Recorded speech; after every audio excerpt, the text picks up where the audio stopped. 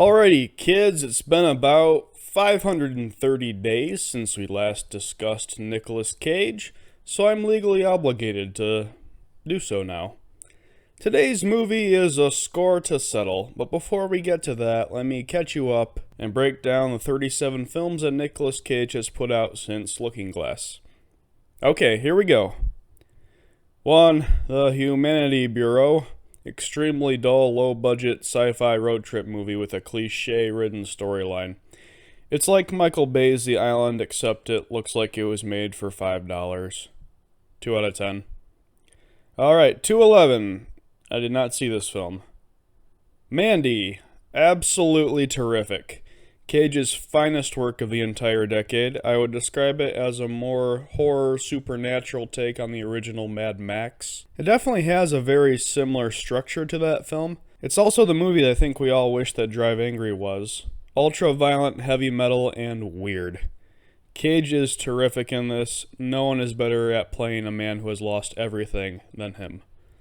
Plus there's a chainsaw fight. 8 out of 10. Alright, number the next. Teen Titans Go to the Movies. I'm not sure this counts. Nick Cage just has a brief role in this as the voice of Superman. Anyway, there's a few clever jokes at the expense of Zack Snyder's DC movies, but mostly a lot of toilet humor and a terrible be yourself message for the kids. 5 out of 10. Into the Spider-Verse. Again, I don't know if this counts because Nicolas Cage just has a small role as Spider-Man Noir, but this one was a lot of fun. I was skeptical of there being yet another Spider-Man origin story, but this brought a fresh and fun spin on the whole thing. Also, I felt things called, I think they're called emotions during the film's climax. It's been a while, I'm not sure I remember what those things are. Further research is required. 7 out of 10. Between Worlds. This should have been right up my alley, as it's one of the weirdest movies that Nick Cage has ever done, but it just seemed to be trying too hard to be a cult movie. You don't set off to make a cult film, it just happens. If you try to make a cult film, you just get Between Worlds, which is an annoying mixture of a supernatural horror film and a non-erotic and non-thrilling erotic thriller. 4 out of 10. That catches you up, so on to A Score to Settle. I'll be spoiling this one, so you have been warned. The thought that repeated in my head while watching this was, wow, Nick Cage has been in a lot of movies. I say this because A Score to Settle reminded me of a few of them. You could say it's kind of like a Nick Cage greatest hits album, but the films I was thinking of weren't exactly his finest. So Cage plays a mob guy who just finished a lengthy stint in prison, like in this movie. He's in the early stages of dementia, and he's often confused and lost, like in this movie. Now that he's out of prison, he tries to reconnect with his adult son, whose life he's missed, while simultaneously forming a new relationship with the classic hooker with a heart of gold character that we saw in this movie. That one's actually good, to be fair. It makes you feel like garbage, but it's well made.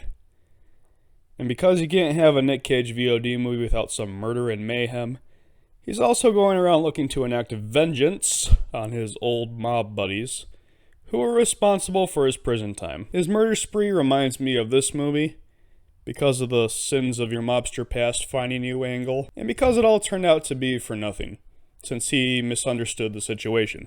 Cage also carries a baseball bat around and intends to use it in the way he does in Arsenal. Here's the thing though.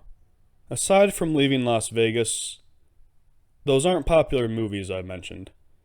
I've seen them because I'm fascinated by the world of VOD films and I'm a hardcore Nick Cage fan, but most people haven't seen them. So no one is going to really care if there are similarities. There is another very comparable film, though. Specifically, a very famous twist in plot. And I want you to see if you can guess which one I mean. So Cage, in addition to developing dementia, is an insomniac, and he's prone to hallucinations. It becomes clear in his interactions with other people that something is off about him. I started picking up what the twist was going to be when I realized that his son hadn't exchanged any dialogue with anybody except Cage and kept disappearing. Half an hour later, the big reveal happens and his son had been in his head the whole time. This is a clear ripoff of the iconic twist ending of Planet of the Apes, because they were on Earth the whole time. I'm kidding, it's Fight Club. Or Code of Honor. Or maybe the episode in Scrubs with Brendan Fraser, since he was dead the whole time. But it doesn't matter. The point is that I guessed it early because it's been done, and made the film less enjoyable. There is an attempt here to subvert your expectations throughout the film, beyond the failed twist. Cage doesn't even draw blood until an hour into the film. Focus is more on him as a character. He's sort of, kind of sporadically interesting. This is definitely a role that only Cage could play, as this requires his push it to the limit intensity. There's a long stretch where he's wandering around having lost his mind, and Cage sells it in a way that wouldn't be believable in another actor's hands.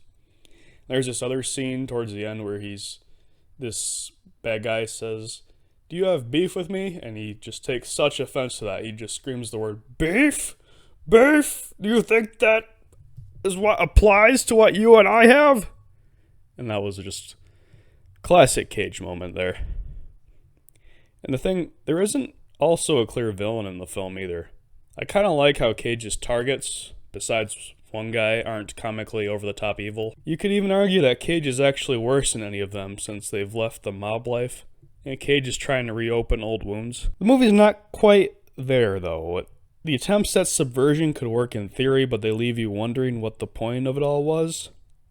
I don't know how it was supposed to feel when the film ended. It was successfully subversive in parts, predictable in others, sometimes interesting, but boring for long stretches like the long shopping montage or the prostitute dates.